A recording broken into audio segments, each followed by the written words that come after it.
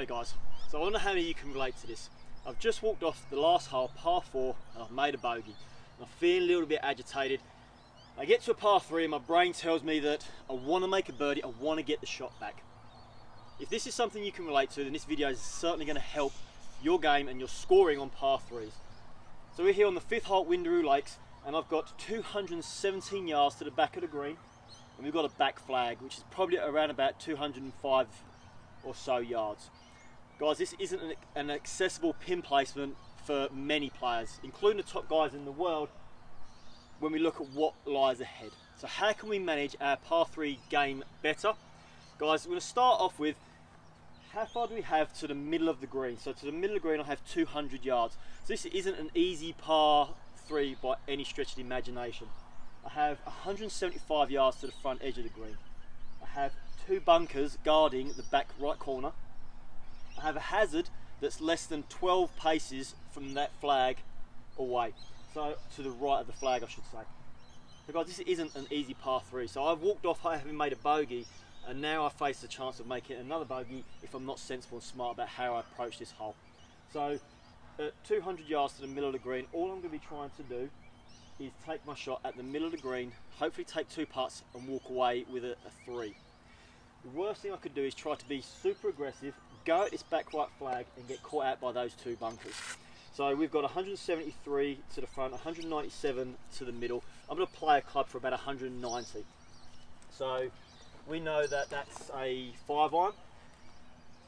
Back right flag, again, much like other holes when we talk about position on the tee shot, I'm going to tee up on the right hand side of the tee here, and the reason being is I actually want to have a bit more room and a bit more angle to go to the left side of the green, kind of play away from those bunkers, because a little miss to the left or a little miss long and left is actually going to be a much easier up and down than should I hit it to the right in those bunkers.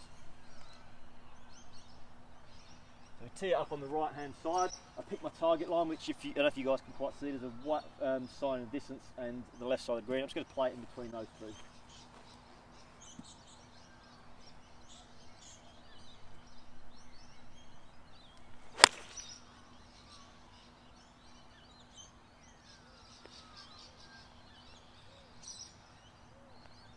So a good sort of 5-iron taken just at the white side up in the distance there with a little baby draw. I can't quite see because my eyes unfortunately not that good and the light of the morning makes it tough, but I'm pretty confident I'm up on the green there. We're going to have ourselves a putt for birdie.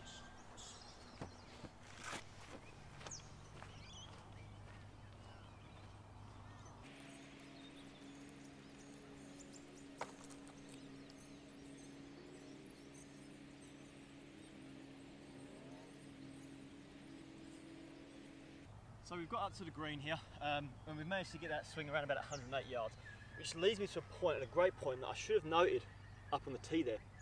So we're playing in the sort of bit of an early part of the morning here, and the temperature's a little bit cooler than I would normally be playing in around about that lunchtime. What I haven't accounted for, guys, is that the cooler air, the heavier, more dense air, has actually knocked the ball out of the air a little bit quicker. So I play for a 190 yard 5-iron, off of a tee. I've caught it nice and clean, a good solid strike, but the air being so much heavier has meant that the shots come up a little bit shorter. Now again, because I've had good game management and I wasn't being aggressive attacking the flag, I've managed to avoid the 2 bunkers. I've still put myself on the green. I will say that I've got to thank the superintendent who I spoke to this morning, and has put out a fantastic flag here. So it's only about 5 paces over the fringe there. But again, good game management puts me into a position where I do have a putt up the hill, relatively easy. Once it tracks up, it's going to kick a little bit left towards the flag.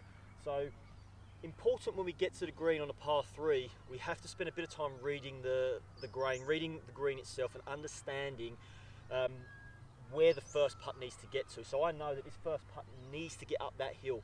Okay, anything inside of about 6 foot would be a great putt from down here. But the key will be getting it up the hill first of all. I don't want to be short and have it rolling back down to the feet.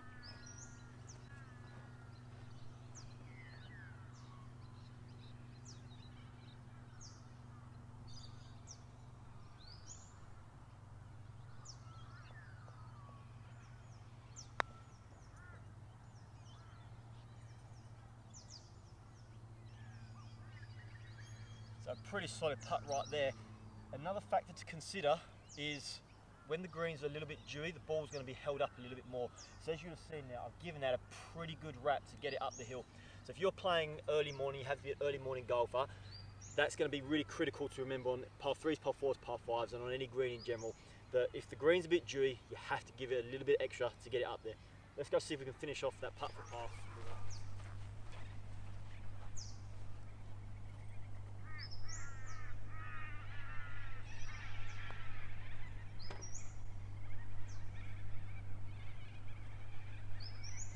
So there we have, guys, a tough par 3, a long par 3, managed in 3 strokes, and that comes off the back of a bogey and having to fight the temptation to make the birdie. So the keys that we take away when playing a par 3 is we want to know where the danger is off the tee shot, take that few extra seconds to understand where the trouble is, understand is the pin accessible with your normal golf shot. If the answer is no, then where is the big bailout area on the green that I can put myself in a position to have 2 putts. We also must consider the weather, the temperature, those sorts of things as well. If you're playing in the morning in the heavier air, the ball won't travel as far, so make sure you club accordingly. But most importantly, guys, just try to get yourself onto the green and take 2 putts. There's no shame in being 40 foot away. We certainly should be managing our expectations on our par 3s to ensure that we focus on getting on the green, taking 2 putts and walking away, because 3 is a damn good score.